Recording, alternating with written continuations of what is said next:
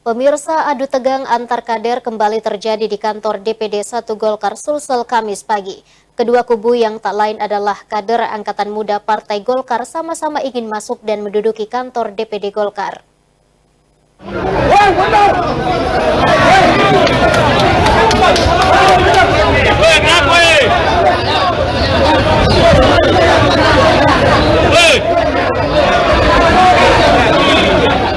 Meskipun tahapan pemilu serentak 2024 sudah berjalan, namun keharmonisan di internal DPD 1 Golkar Sulsel hingga saat ini masih belum kondusif.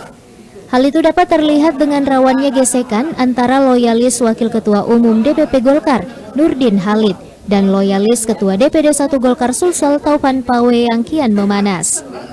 Seperti yang terjadi pagi ini di kantor sekretariat DPD 1 Golkar Sulsel, di Jalan Amanagapa, di mana sesama kader Angkatan Muda Partai Golkar atau AMPG Sulsel terlibat aksi saling dorong dan nyaris adu jotos.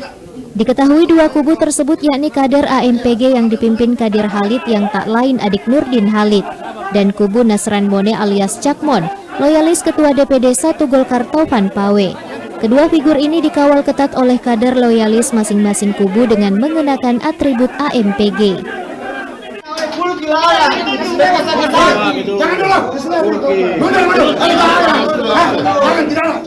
Kedua kelompok ini sama-sama ingin masuk dan menduduki kantor DPD Golkar, sehingga terjadi keributan.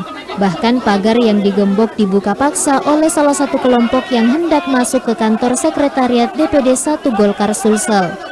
Tim Liputan Celebes TV.